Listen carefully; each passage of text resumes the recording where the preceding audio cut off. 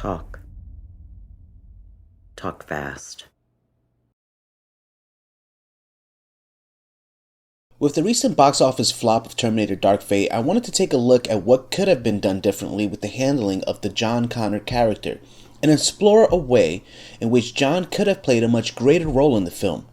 Spoiler: Tim Miller and James Cameron decided to kill John within the first 2 minutes of the movie, setting a tone for the rest of the film.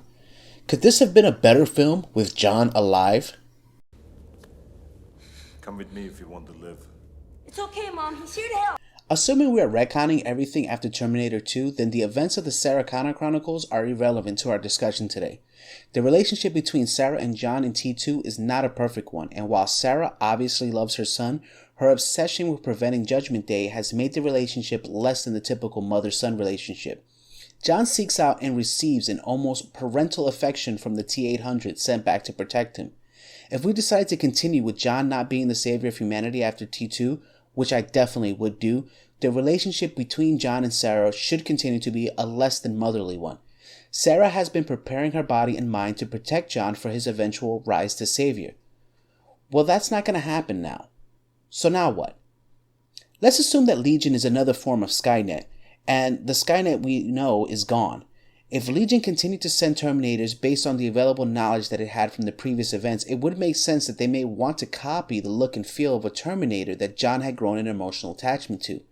So Sarah and John could have continued to fight T-800s.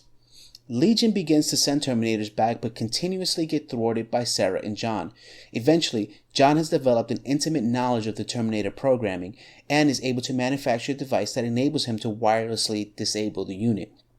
Legion, after this point in time, is incapable of killing John with T-800s, and John manages to ghost himself and his mother from the Legion's sight. He goes dark. Sarah decides that she wants to fight Legion head on, but John wants to live his life. John says he no longer has to be the savior of humanity, and he is tired of running.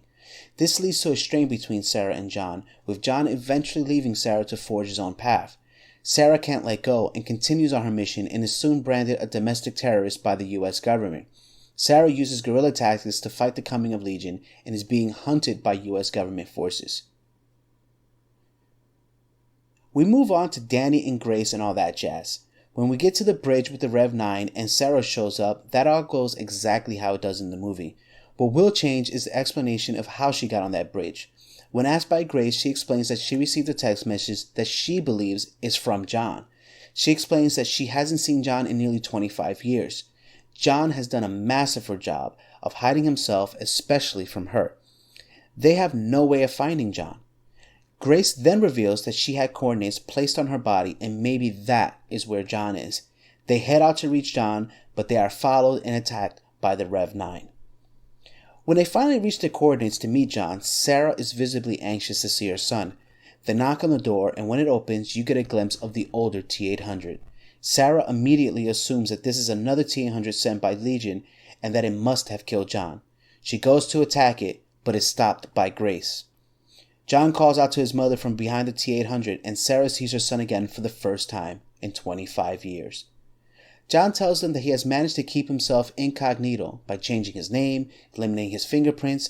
He doesn't go to doctors or the hospital, and he works as a computer systems architect from home. He has a daughter, but his fear of being found out caused him to separate from her and her mother. The T-800 is a reprogrammed model, much like the one he sent back in time in T2 to protect him. He retrieved a disabled model from his time with his mother they had buried in the desert. He has been his guardian and friend for 20 years.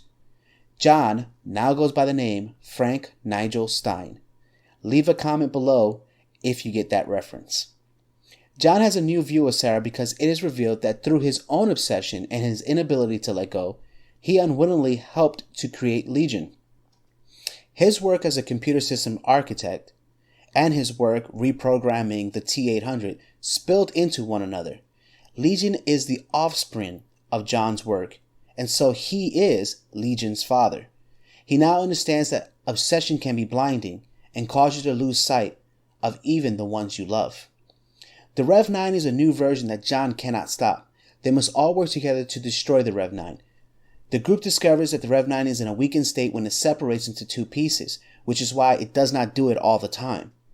if they can find a magnetic generator strong enough that they can separate the Rev 9 and John can disable the exoskeleton while the liquid portion can be frozen and destroyed. Grace reveals to Danny that John, Sarah, and the T-800 are not alive when she is sent back, and that it is Danny who sends her back because she is the savior of their time. Danny believes that the mission will end with the three dying and refuses to participate.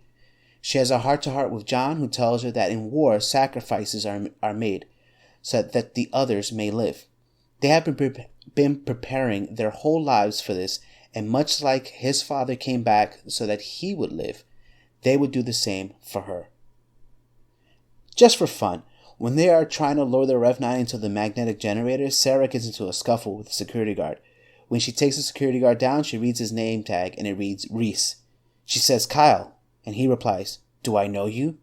She just kisses him and says, "And another time." That is purely for me. The ending battle sees the T-800 sacrifice himself with the power unit from Grace, which Danny doesn't see coming. In the end, Sarah Connor goes on to rest, while John takes up her mantle to train the next savior of humanity in Danny. If you like what you saw, don't forget to hit that subscribe button and hit that notification bell to stay up to date with all the stuff we're doing here. Have a great day.